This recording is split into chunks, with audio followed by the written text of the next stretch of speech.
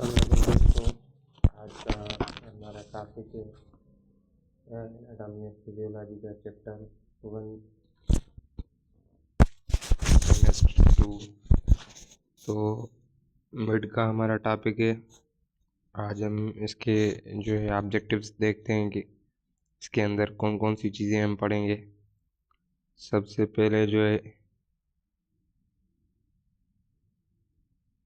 हम पढ़ेंगे इसके अंदर यूरिनरी सिस्टम और उसके जो ऑर्गन्स हैं, उसके अलावा किडनी की जो लैंडमार्क है और उसका जो स्ट्रक्चर है, एनाटॉमी या ग्रोस स्ट्रक्चर है, वो स्टडी करेंगे और डिस्क्राइब करेंगे हर एक कंपोनेंट ऑफ नेफ्रॉन को।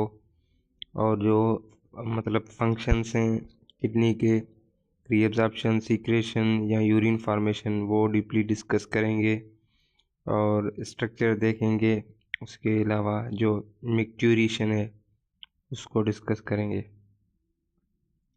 तो बेसिकली हमारे पास ये क्या है, किडनी की स्ट्रक्चर है। अब यहाँ पे क्या होता है, जो किडनी है इस किडनी के ऊपर सुपरफिशियली एड्रीनल ग्लैंड लोकेटेड होता है, सही है। और दूसरी बात, जो राइट किडनी होती है वो स्लाइटली क्या होती है, लोअर होती है देन द लेफ्ट किडनी। क्यों? क्योंकि यहाँ पे इसके ऊपर लिवर मौजूद होता है, एड्रीनल ग्लैंड के ऊपर, सही है। किडनी के ऊपर एड्रीनल ग्लैंड के ऊपर लिवर लोकेटेड होता है। तो उस वजह से ये जो राइट किडनी होती है वो थोड़ा सा नीचे होती है, किससे, लेफ्ट किडनी से। और उसके अलावा ये जो आपको रेड वाला स्ट्रक्चर दिखाई दे रहा है, ये क्या है, बेसिकली आयोटा है। और ये आयोटा ब्लड लेकर आ रहा है किसकी तरफ, किडनी की तरफ। तो इसको हम नाम देंगे रीनल आर्टरी या आयोटा, सही है। और उसके अलावा ये राइट किडनी की बात हो गई। इससे जो वेसल ब्लड लेकर हार्ट की तरफ जाती है उसे हम क्या बोलते हैं, रीनल वीन, सही है। और जो रीनल वीन होती है वो डीऑक्सीजनेटेड ब्लड कैरी करती है, कहाँ से, किडनी से हार्ट की तरफ। और उसके साथ साथ ये जो स्ट्रक्चर आपको दिखाई दे रहा है ये बेसिकली यूरेटर्स हैं, सही है। पेयर फॉर्म में होते हैं, जो क्या करते हैं, यूरिन को लेकर ब्लैडर तक पहुंच जाते हैं। ये यूरिनरी ब्लैडर है, जहाँ पे क्या होता है, यूरिन टेम्पररी स्टोर होती है, सही है। फिर ये नीचे वाला हिस्सा जो है ये है यूरेथ्रा। यूरेथ्रा के थोड़ा सा ऊपर यहाँ पे स्फिंक्टर मिलता है, सही है। स्फिंक्टर वेल्व मिलता है जो कंट्रोल करता है किसको, यूरिन को। और बाकी चीज़ें हम डिस्कस करते हैं। अच्छा, यूरिनरी सिस्टम बेसिकली बता रहा है कि is a group of organs. क्या होता है, ग्रुप ऑफ ऑर्गन्स है, मतलब एक ऑर्गन पे डिपेंड नहीं करता। नंबर ऑफ ऑर्गन्स इसके अंदर क्या है, पार्टिसिपेट कर रहे हैं, जैसे किडनी। और उसके साथ साथ मैं आपको बताऊं, ये यूरेटर हो गया, यूरिनरी ब्लैडर, यूरेथ्रा, मतलब मल्टीपल ऑर्गन्स हैं जो इसके अंदर पार्टिसिपेट कर रहे हैं। और इसका जो मतलब फंक्शन है या ये जो कंसर्न है, तो वो कौन सा फंक्शन परफॉर्म करती है, ये बेसिकली क्या करती है, फिल्टर करती है किसको, एक्सेस फ्लूइड जो होती है बॉडी को, उसको। और वो सब्सटेंसेस जो मतलब बॉडी के यूज़ के लिए नहीं होते हैं, उनको क्या करती है, ब्लड से फिल्टर आउट करके एक्सक्रीट करती है थ्रू यूरिन के जरिए। अच्छा, और दूसरा, ये एमसीक्यूज़ के हिसाब से भी बहुत अच्छा पॉइंट है, पूछ रहा है कि the substance are filtered out from the body in the form of urine, सही है। जो सब्सटेंसेस फिल्टर आउट होते हैं बॉडी से, किस फॉर्म में होते हैं, यूरिन फॉर्म में। यूरिनरी सिस्टम के अगर फंक्शंस को देखें या ये जो रोल प्ले करता है, तो किन किन चीज़ों में करता है। बेसिकली यूरिनरी सिस्टम मेंटेन करता है हमारा फ्लूइड वॉल्यूम, सही है। उसके अलावा रेगुलेट करता है जो वाटर की एब्जॉर्प्शन होती है उसको बॉडी के अंदर, या जितना वाटर मतलब एक्सक्रीट होता है किसमें, यूरिन में।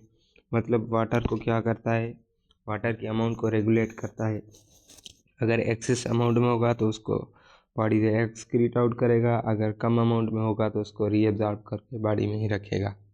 और इसका जो एक मेजर फंक्शन है वो क्या है, एक्सक्रीशन, मतलब एक्सक्रीट आउट करना, खारिज करना। सही है, किसको, वेस्ट मटेरियल को। वो वेस्ट मटेरियल किस फॉर्म में होता है, यूरिन फॉर्म में होता है।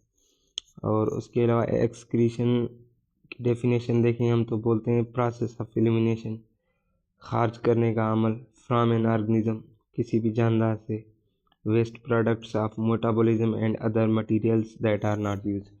वो वेस्ट प्रोडक्ट्स जो मेटाबॉलिज्म कैसे, जैसे हमारे बॉडी के अंदर प्रोटीन की बात करें तो प्रोटीन जैसे भी हम न्यूट्रिएंट्स में इनटेक करते हैं, सारे प्रोसेस से गुजर के एब्जॉर्ब होके बॉडी में जाता है, तो वहाँ से अमीनो एसिड से जो अमोनिया होता है वो क्या हो जाता है, अलग होके लिवर के अंदर यूरिन फॉर्म करवाता है। सही है, और वो बॉडी से एक्सक्रीट आउट होता है, और वो यूरिन या अमोनिया जो होती है वो हमारी बॉडी के लिए फंक्शनल नहीं होती।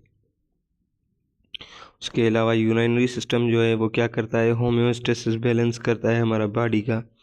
किस तरीके से, ब्लड की जो कंपोजिशन है उसके अंदर जो पीएच है या वॉल्यूम है, और उसके अलावा जो प्रेशर है वो मेंटेन करवाता है ब्लड का, और सॉल्यूट की कंसंट्रेशन जो है उसके हिसाब से, और जो चीज़ें फंक्शनल या यूज़फुल नहीं होती बॉडी की, या जो फॉरेन सब्सटेंसेस होते हैं या जो हार्मोन्स प्रोड्यूस्ड होते हैं बॉडी में, उनको क्या करता है, ये एक्सक्रीट आउट करने में हेल्प आउट करता है।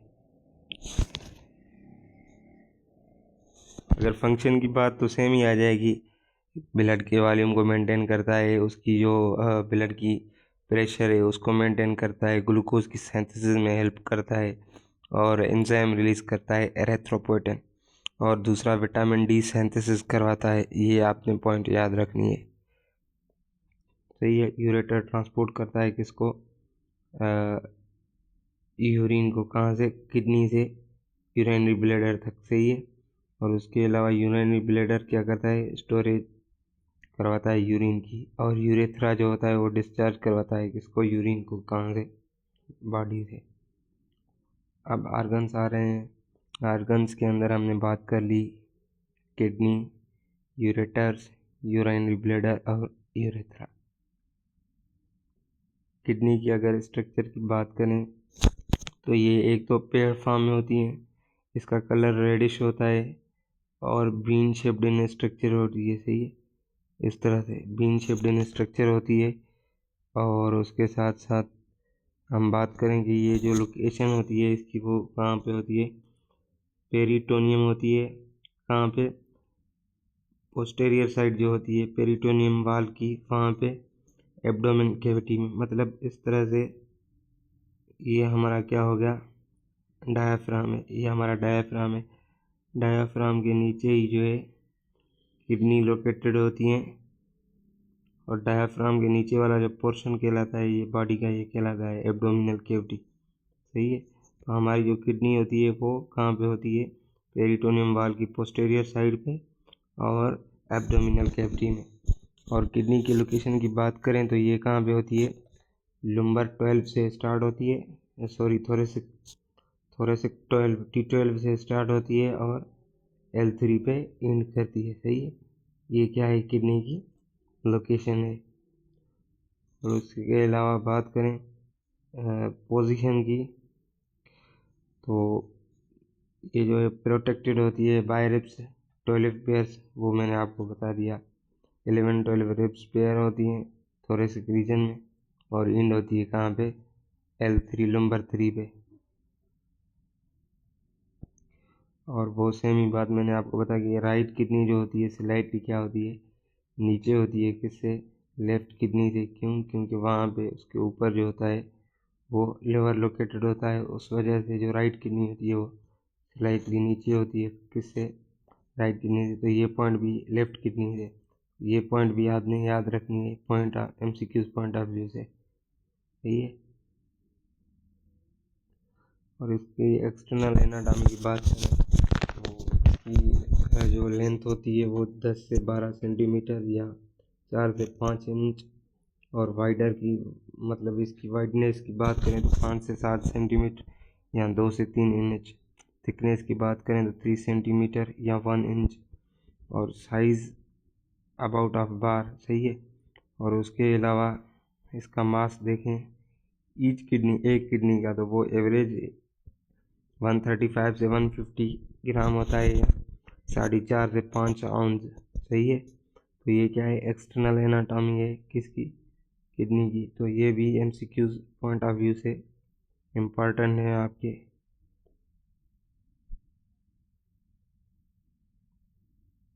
और उसके अलावा हमारे पास आती है एक्सटर्नल एनाटॉमी की। इसका जो मीडियल बॉर्डर होता है हर एक किडनी का, उसका फेस कहाँ पे होता है, वर्टिब्रल कॉलम की तरफ। ये भी MCQ के पॉइंट ऑफ व्यू से एम है। और उसका शेप कॉनकेव वाला कौन सा होता है, इस तरह से, जहाँ से ये वाला हीलियम पार्ट कहलाता है ना, ये कॉनकेव शेप होता है, सही है। और इसका फेस कहाँ पे होता है, वर्टिब्रल कॉलम की तरफ होता है। और the centre of concave border is deep vertical fisheries. ये जो डीप वर्टिकल फिशरीज मैंने आपको दिखाई, इस तरह से किडनी की स्ट्रक्चर होती है, ये वाली, जहाँ पे एंट्रेंस पॉइंट है ब्लड वेसल्स की या नर्व्स की, उसके अलावा यूरेटर की। तो वो पार्ट क्या कहलाता है, रीनाल इलियम, सही है।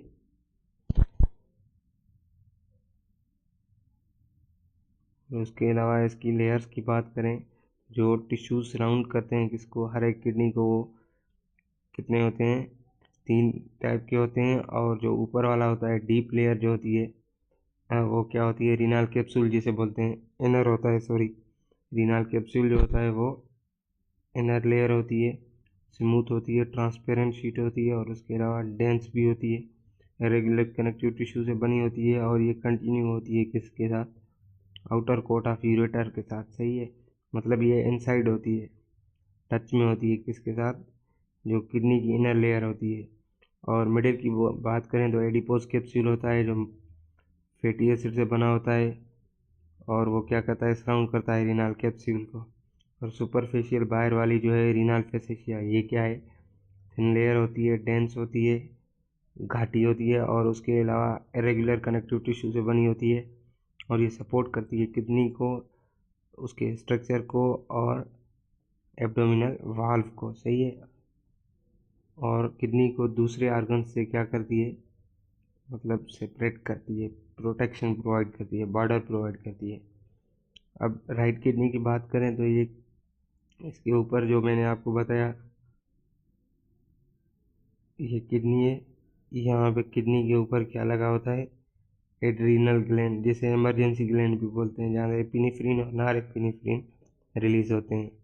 और उसके अलावा एंटेरियरली इसकी बात करें तो जो राइट लोब ऑफ लिवर होती है, और ड्यूडिनम होता है, यहाँ हेपाटिक फ्लेयर ऑफ कोलन होता है, ये उनसे टच करती है या उनसे मतलब कनेक्शन में होती है, एंटेरियर पार्ट इसका। और पोस्टेरियर की बात करें तो जो इसका पीछे वाला हिस्सा होता है वो किससे कनेक्शन में होता है, डायाफ्राम और muscles of posterior abdominal wall, सही है।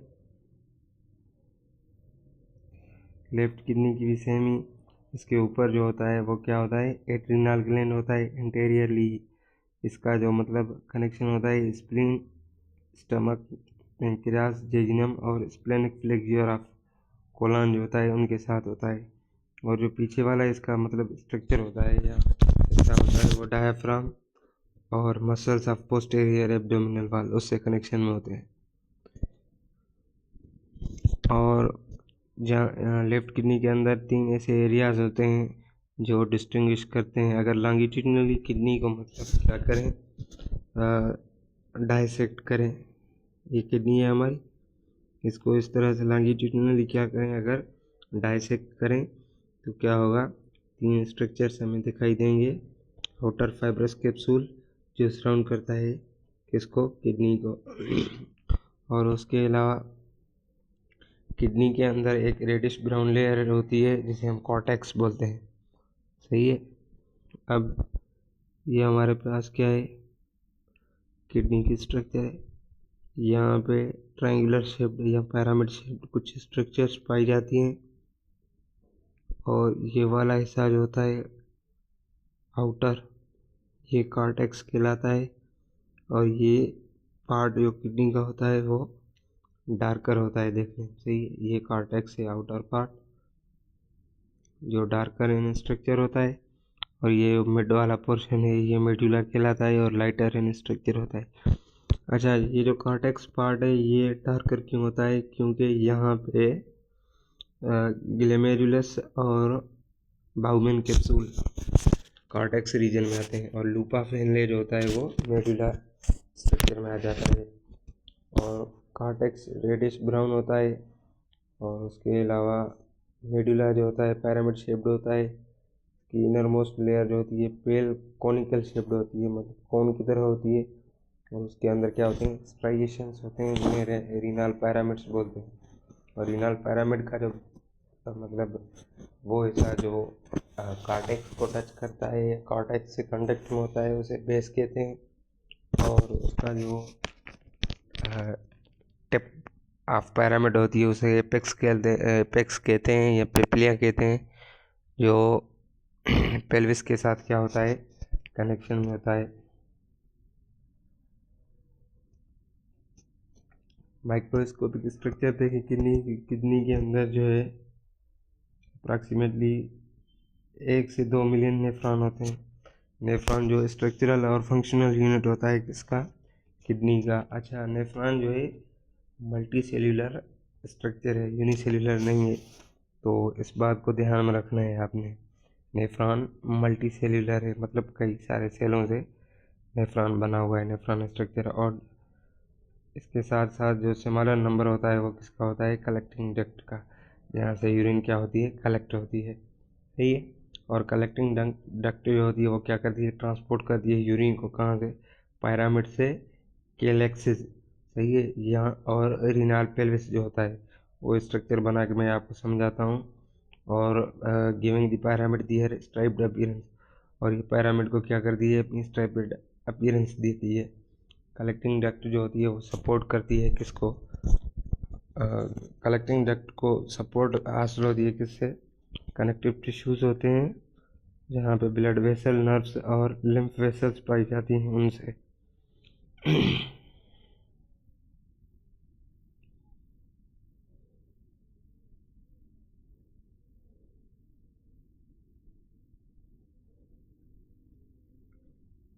अच्छा, अब इसके स्ट्रक्चर को देखते हैं। ये किडनी का एक्सटर्नल बाहर वाला व्यू है, और ये क्या है, इसका इंटरनल व्यू है। अब ये क्या है, स्पेस के अंदर पार्टिकल ब्लड वेसल्स हैं, और ये इंटरलोब्यूलर है यहाँ। और ये जो एंट्रेंस है रीनल आर्टरी है, एग्जिस्टेंस रीनल वीन है। ये जो पॉइंट है ये हाइलम कहलाता है। यहाँ पे ये जो स्ट्रक्चर बनी हुई है ये माइनर केलेक्स है। माइनर केलेक्स 2 से 3 माइनर केलेक्स बनकर एक मेजर केलेक्स बनाते हैं यहाँ पे। और दूसरी बात, यहाँ पे क्या आ जाता है फिर, मेजर केलेक्स के बाद फनेल शेप्ड स्ट्रक्चर होती है जिसे हम पेल्विस बोलते हैं। ये रहा, ये क्या है, फनेल शेप्ड स्ट्रक्चर है जिसे हम पेल्विस बोलते हैं। और ये वाला पार्ट मेडुला, ये वाला कॉर्टेक्स। मेडुला के अंदर लूपा फेनले होता है। बाकी जो ascending and PCT proximal convoluted tubule या डिस्टल कन्वोल्यूटेड ट्यूब्यूल होते हैं वो कहाँ पे पाए जाते हैं, कॉर्टेक्स पोर्शन में पाए जाते हैं। अब ये रहा आपका स्ट्रक्चर, ये कॉर्टेक्स, ये मेडुला, ये माइनर केलेक्स, ये मेजर केलेक्स, ये पेल्विस, और ये यूरेटर। इस हिस्से को या इस पॉइंट को जहाँ से एंट्रेंस या एग्जिस्टेंस और एक्सटेंस हो रही है उसको हाइलम बोलते हैं। और ये जो टिप पे पिरामिड का ये रीनाल पेप्लिया कहलाता है।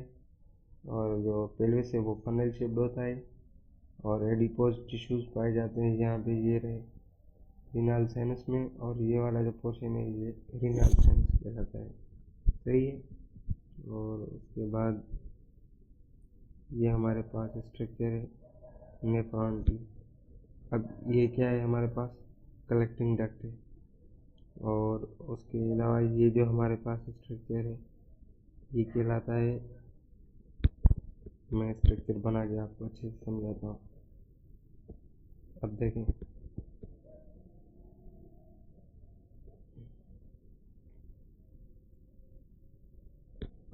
अब ये हमारे पास कप लाइक स्ट्रक्चर क्या कहलाता है, बाउमैन कैप्सूल। सही है। और ये बाउमैन कैप्सूल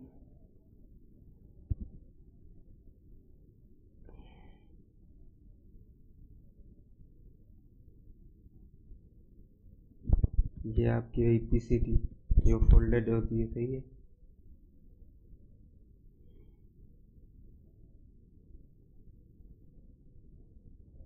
ये आपका रहा ये वाला हिस्सा लूप ऑफ हैंडले। सही है। ये बाउमैन कैप्सूल, ये पीसीटी, ये लूप ऑफ हैंडले। और उसके अलावा इसको अच्छे से फिर बनाएं।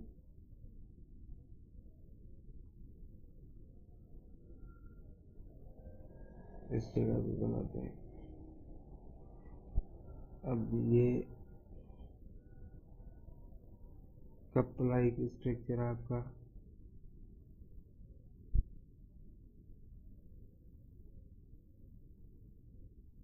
इसको आप बोलेंगे बाउमैन कैप्सूल। ये जो फोल्डेड पार्ट है ये पीसीटी और ये स्ट्रक्चर आपका लूप ऑफ हैंडले। सही है। और ये जो कन्वोल्यूटेड पार्ट है आपका ये डीसीटी। फिर ये यहाँ पे कलेक्टिंग डक्ट आपकी, ये आपका part Bowman capsule cup like structure, ये पीसीटी। अच्छा, फिर ये वाला जो पार्ट है नीचे आ रहा है, डाउन आ रहा है, डी से डिसेंडिंग लिम्ब। और ये जो ऊपर जा रहा है ये वाला अलिफ से इंक्रीजिंग असेंडिंग लिम्ब। और ये वाला जो पार्ट है ये कहलाएगा डीसीटी। और ये हमारी कलेक्टिंग डक्ट है। और यहाँ पे एक स्ट्रक्चर पाई जाती है। सही है, नेटवर्क ऑफ कैपिलरीज जो ग्लोमेरुलस कहलाता है। इस ग्लोमेरुलस और कप लाइक स्ट्रक्चर जो है बाउमैन कैप्सूल, इन दोनों को मिला के हम एक नाम देते हैं जिसे मल्फिजियन बॉडी बोलते हैं। सही है।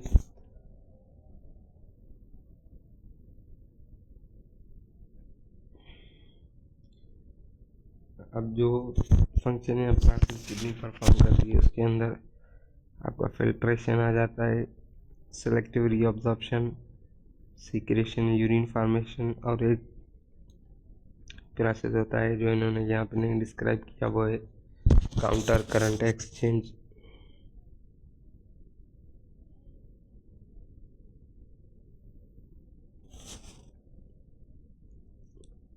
अच्छा, ओवरव्यू है ये रीनल फिजियोलॉजी का। फिजियोलॉजी बोलते हैं फंक्शंस को। सही है। क्या करती है, प्रोड्यूस करती है urine, to produce urine nephron and collecting duct perform 3 basic process. मतलब रीनल फिजियोलॉजी के अंदर जो किडनी का फंक्शन वो क्या है, यूरिन को प्रोड्यूस करना। और ये फंक्शन परफॉर्म कौन करता है, नेफ्रॉन, कलेक्टिंग डक्ट। और उसके अलावा ये बेसिक प्रोसेस परफॉर्म करते हैं ग्लोमेरुलस फिल्ट्रेशन, ट्यूबुलर रीअब्जॉर्प्शन और ट्यूबुलर सीक्रेशन। अच्छा, ग्लोमेरुलर फिल्ट्रेशन बेसिकली जो है इसको अल्ट्रा फिल्ट्रेशन भी बोलते हैं, क्योंकि यहाँ पे जो है मॉलिक्यूलर लेवल पे फिल्ट्रेशन होती है मॉलिक्यूल्स की। इसके अंदर जो रोल होता है वो ग्लोमेरुलर कैपिलरीज की वाल और उसके अलावा बाउमैन कैप्सूल की वाल, उन वाल्स का मेन रोल होता है जो फिल्ट्रेशन परफॉर्म करती हैं। और जब ब्लड यहाँ से गुजरती है या पास आउट होती है तो ब्लड सेल्स और प्लाज्मा प्रोटीन जो होते हैं वो इधर से फिल्टर नहीं होते। सही है। जो फिल्ट्रेशन होती है वो तकरीबन अगर वेट की बात करें वो मालिक्यूल इजीली फिल्टर आउट हो जाते हैं जिनका वेट 68,000 डाल्टन से कम होता है, वो इजीली पास आउट हो जाते हैं। और ब्लड जो यहाँ से पास आउट होती है उसको फिल्ट्रेट भी बोलते हैं, इसके अंदर प्लाज्मा प्रोटीन और ब्लड सेल्स नहीं होते। सही है, तो इस प्लाज्मा को हम डीप्रोटीनाइज्ड प्लाज्मा भी बोलते हैं। सही है। और इस ग्लोमेरुलर फिल्ट्रेशन में मैंने आपको बता दिया कि ग्लोमेरुलर कैपिलरी की वाल और जो बाउमन कैप्सूल होता है उसकी वाल, दोनों का रोल होता है। सही है। और in first step of urine production, water and most soluble in blood plasma move across the wall of glomerular capillaries into glomerular capsule, then into renal tubule। Same ही बात जो मैंने आपको बताई। सही है। और ग्लोमेरुलर फिल्ट्रेशन एवरेज जो होती है 125 मिलीलीटर किसमें, मेल में, और 105 मिलीलीटर फीमेल्स पर मिनट। सही है। और जो हार्मोनल रेगुलेशन होती है ग्लोमेरुलर फिल्ट्रेशन के अंदर वो एंजियोटेंसिनोजन 2 और आर्टिनेटरी, ये एक मैकेनिज्म होता है, रास के नाम से मशहूर है, वो भी मैं आपको समझाता हूँ। रास मैकेनिज्म इसको समझते हैं अगर बात आ ही गई है तो। सबसे पहले क्या होता है, जब हमारी ब्लड का वॉल्यूम या प्रेशर कम हो जाता है या सोडियम की कंसंट्रेशन ब्लड के अंदर कम हो जाती है तो फिर क्या होता है, जो किडनी होती है वो रेनिन प्रोड्यूस करती है। सही है। और उसके अलावा लिवर से एंजियोटेंसिनोजन, ये किडनी से लिवर से एंजियोटेंसिनोजन सिर्फ रिलीज होता है। तो ब्लड वेसल्स के अंदर रेनिन क्या करती है, एंजियोटेंसिनोजन को कन्वर्ट करती है एंजियोटेंसिनोजन 1 में, और फिर एंजियोटेंसिनोजन में, और एंजियोटेंसिनोजन फिर जाता है कहाँ पे, लंग्स में। फिर लंग्स में आपको मिलता है एसी एंजियोटेंसिनोजन कन्वर्टेज एंजाइम, जो एंजियोटेंसिन को कन्वर्ट करता है एंजियोटेंसिन 1 में, और फिर एंजियोटेंसिन 1 कन्वर्ट होता है एंजियोटेंसिनोजन 2 में। जो एंजियोटेंसिनोजन 2 होता है वो क्या करता है, वो बेसिकली ब्लड का वॉल्यूम, प्रेशर और सोडियम की एब्जॉर्प्शन करवाता है, और वॉल्यूम को या ब्लड प्रेशर को मेंटेन करता है, और वेसल्स को क्या करता है, कंस्ट्रक्ट करता है। सही है। और फिर क्या होता है, जब ब्लड का वॉल्यूम या प्रेशर मेंटेन हो जाता है तो ब्लड से आर्टिनेटरी यूरेटिक फैक्टर रिलीज होता है। वो क्या करता है, किडनी को रोकता है कि अब ज़्यादा यूरिन की रेनिन की प्रोडक्शन नहीं करवाए। सही है। और ट्यूबुलर रीएब्जॉर्प्शन, अच्छा दूसरी बात कि ये जो फिल्ट्रेशन होती है वो नॉन सेलेक्टिव होती है। नॉन सेलेक्टिव, ये बात भी आपने ज़हन नशीन करनी है। और tubular reabsorption as filtered fluid flows the renal, अच्छा ट्यूबुलर रीएब्जॉर्प्शन पीसीटी और डीसीटी और लूपा फैनले पे होती है। सही है। और उसके अलावा as filtered fluid flow the renal tubule and through the collecting duct tubule cells reabsorb about 99% of the water and many useful solutes. अब वाटर की जो रीअब्जॉर्प्शन होती है वो ज़्यादा से ज़्यादा लूपा फैनले का भी जो डिसेंडिंग पार्ट होता है वहाँ पे होती है तकरीबन 65%, और मेरे ख्याल से 15% पीसीटी पे होती है।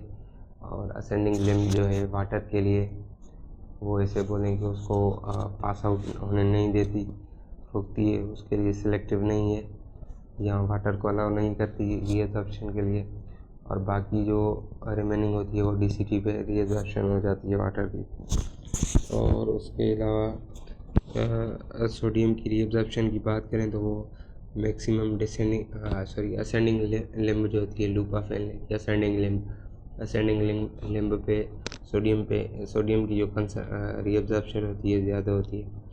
और कैल्शियम मैग्नीशियम की बात करें तो बेसिकली, या क्लोरीन वो DCT पे रीअब्जॉर्ब होते हैं, और वहीं DCT पे H पॉजिटिव और HCO3 वो सीक्रेट होके ब्लड से यूरिन में जाते हैं और बॉडी से एक्सक्रीट आउट होते हैं। और जो कैपिलरीज होती हैं जो ब्लड कैरी करके आती हैं बाउमेन कैप्सूल की तरफ, तो उनको बोलते हैं एफेरेंट आर्ट्रियोल, और जो उससे अवे लेकर जाती हैं वो इफेरेंट आर्ट्रियोल। और जो कैपिलरीज PCT और DCT को सराउंड करती हैं उनको नाम देते हैं पेरीट्यूबुलर कैपिलरीज। और वो कैपिलरीज जो लूपा फेहनले को सराउंड करती हैं वो कहलाती हैं वाजा रेक्टा। सही है, इन वेसल्स का नाम भी आपने याद रखना है। और एफेरेंट आर्ट्रियोल जो है उसका डायमीटर लार्ज होता है इफेरेंट आर्ट्रियोल से, और उस नतीजे में क्या होता है ग्लोमेरुलस के अंदर ब्लड प्रेशर इंक्रीज हो जाता है। ट्यूबुलर सिक्रेशन की बात करें, जैसे ही ब्लड फ्लो करता है रीनल ट्यूब्यूल से कलेक्टिंग डक्ट की तरफ, तो जो ट्यूब्यूल और डक्ट होती है, डक्ट सेल होते हैं, वो क्या करते हैं सिक्रेट करते हैं मटेरियल को, जैसे वेस्ट हो गया, ड्रग या एक्सेस आयन हो गई फ्लूइड में, तो वो पास आउट होके कहाँ पे जाते हैं यूरिन में जाते हैं, और यूरिन की थ्रू बॉडी से पास आउट होते हैं। बेसिकली ये जो सिक्रेशन होती है DCT और PCT पे होती है। अच्छा, उसके पास हमारे पास आ जाता है यूरेटर की लेंथ की बात करें 25 से 30 सेंटीमीटर होता है, और थिक वाल, इसकी वाल थिक होती है मगर ट्यूब नैरो होते हैं। इस तरह से देखें तो वाल थिक और ये जो ट्यूब होते हैं ये नैरो होते हैं, और इसका डायमीटर 1 mm से 10 mm होता है। और कहाँ से स्टार्ट होता है रीनल पेल्विस से, और यूरिनरी ब्लैडर में आके रुकता है। जो वाल्स होती हैं यूरेटर की वो तकरीबन उसके अंदर 3 लेयर्स होती हैं। आउटर लेयर फाइब्रस कोट होता है, और जो सपोर्ट करता है किसको फाइब्रस कनेक्टिव टिश्यू को। मिडिल लेयर मस्कुलर कोट कहलाता है, और उसके अंदर इनर सर्कुलर और आउटर लॉन्गिट्यूडिनल स्मूथ मसल्स होते हैं। ये जो रेड वाले आपको दिखाई दे रहे हैं पॉइंट्स, ये MCQs पॉइंट ऑफ व्यू से इम्पोर्टेंट है, इनको आपने अच्छे से रीड करना है। यूरिनरी ब्लैडर एक होलो होता है, होलो मीन्स जिसके अंदर कैपेसिटी हो, सही है। और डिस्टेंसेबल होता है मस्कुलर आर्गन जो सिचुएटेड होता है कहाँ पे पेल्विक कैविटी पे, ये भी आपने याद रखना है posterior to the pubic symphysis. सही है, ये MCQs पॉइंट ऑफ व्यू से अहम है। In male it is directly to rectum, जो पेल्विस होता है यूरिनरी ब्लैडर होता है मेल के अंदर डायरेक्टली रेक्टम में आता है, और फीमेल के अंदर जो होता है वो बेसिकली एंटेरियर टू वेजिना होता है और इन्फीरियर टू यूटेरस होता है। इसकी शेप जो होती है पियर शेप्ड होता है। यूरिनरी ब्लैडर की जो कैपेसिटी होती है यूरिन को होल्ड करने की वो 700 से 800 ml होती है, और वाल जो होती हैं ब्लैडर की वो 3 होती हैं। और इसके प्रिंसिपल टिश्यू लेयर को क्या करती हैं, प्रिंसिपल टिश्यू लेयर या कोट जो म्यूकोसा आउटर, सब म्यूकोसा और मस्कुलरिस आउटर टू इनर बता रहा है। यूरिनरी ब्लैडर की जो वाल होती है, ऊपर बात हो गई 3 लेयर से, outer layer loose connective tissue से बनी होती है जिसके अंदर ब्लड और लिम्फेटिक और नर्व वेसल्स होती हैं, और वो उसको कवर करती हैं उसके अपर सरफेस को बाय पेरिटोनियम। और जो मिडिल लेयर होती है उसके अंदर क्या होता है इंटरलेसिंग स्मूथ मसल फाइबर होते हैं और इलास्टिक टिश्यू होते हैं जो लूजली अरेंज होते हैं किसमें 3 लेयर्स में। और इसको हम कहते हैं कि डिटॉर्सर मसल्स होते हैं, और जब ये कॉन्ट्रैक्ट होता है तो इम्पटी करता है ब्लैडर को म्यूकोसा में जो कंपोज्ड होती है ट्रांजिशनल एपिथेलियम की, और ये रेडिली परमिट करता है ब्लैडर को डेस्टिनेशन करके यूरिन को बाहर एक्सक्रीट आउट करवाता है। यूरिनरी ब्लैडर जो होता है जब ब्लैडर एम्प्टी होता है इनर लाइनिंग में या फोल्ड जो होते हैं जिनको हम रोगाए भी बोलते हैं, सही है, और ये जल्दी क्या हो जाता है फिल हो जाता है। और उसके अलावा ब्लैडर डिस्टेंसेबल मतलब उसके अंदर कैपेसिटी होती है कॉन्ट्रैक्टर और रिलैक्स होने की, but when it contain 300 to 400 ml awareness of need to pass urine. और जब 300 से 400 मिलीलीटर यूरिन ब्लैडर के अंदर आ जाता है तो उसको क्या होता है, सिग्नल मिलता है और वो यूरिन को क्या करता है, पास आउट करता है बॉडी से। सही है। यूरेथ्रा एक स्मॉल ट्यूब होता है जो लीड करता है यूरिनरी ब्लैडर को इंटरनल यूरेथ्रल में, और यूरिनरी ब्लैडर को एक्सटीरियर बॉडी पार्ट से, मतलब इसका कनेक्शन की बात कर रहा है कि इसका कनेक्शन यूरिनरी ब्लैडर और एक्सटर्नल बॉडी के साथ होता है। और यूरेथ्रा जो होता है टर्मिनल पोर्शन होता है किसका, यूरिनरी सिस्टम का। ये भी MCQ पॉइंट है एम है आपका। और पास करता है यूरिन को, डिस्चार्ज करता है बॉडी से। यूरेथ्रा जो होता है एक कैनाल होती है, एक्सटेंड करती है नेक ऑफ ब्लैडर से बाहर बॉडी की तरफ, और ये लॉन्गर होता है मेल के अंदर और इसकी साइज़ कम होती है फीमेल में। इसके आउटर मसल्स जो होते हैं, मसल्स और जो इनर लाइनिंग होती है वो म्यूकोसा कहलाती है, जो कंटिन्यू होती है कहाँ से, ब्लैडर से। और मसल्स लेयर्स जो होती हैं उनके दो हिस्से होते हैं, एक इनर लेयर जो स्मूथ मसल्स होते हैं और एक जो ऑटोनोमिक नर्व कंट्रोल के अंदर होते हैं, अंडर होते हैं। और जो आउटर लेयर स्ट्राइएटेड होती है वो स्केलेटल मसल्स होते हैं जो वॉलंटरी काम करते हैं। और striated muscles external urethral sphincter, और मतलब इसका जो आउटर स्ट्राइएटेड मसल्स की बात कर रहा है होते हैं वो क्या होते हैं, वॉलंटरी काम करते हैं। सही है। और म्यूकोसा जो होती है वो सपोर्ट करती है loose fibroelastic connective tissues जो होते हैं, उस टिश्यूज़ के अंदर हमें ब्लड वेसल और नर्व्स मिलती हैं।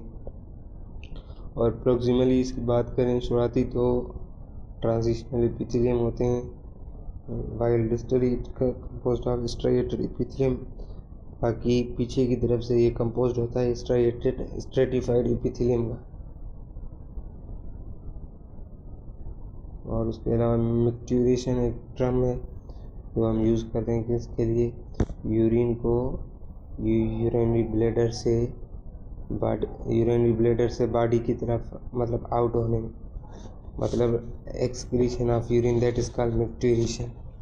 और ये कॉम्बिनेशन होता है किसका, वॉलंटरी और इनवॉलंटरी मसल्स का। जब वॉल्यूम 200 से 400 ml तक पहुंचता है तो रिसेप्टर सिग्नल देते हैं जिससे स्पाइनल कॉर्ड की हेल्प से, जिससे यूरिन बॉडी से बाहर एक्सक्रीट आउट होती है। इम्पल्स प्रोपेगेट करता है मिक्चुरेशन सेंटर जो होता है कहाँ पे होता है, sacral spinal cord segment S2 और S3 में। ये भी MCQ पॉइंट ऑफ व्यू से एम है। और ट्रिगर करता है स्पाइनल को, जिसे हम मिक्चुरेशन रिफ्लेक्स बोलते हैं। सही है। तो आज के लिए यही काफ़ी है और इसको अच्छे से देखिए, PPT को पढ़िए। थैंक यू, गुड बाय, खुदा हाफिज़।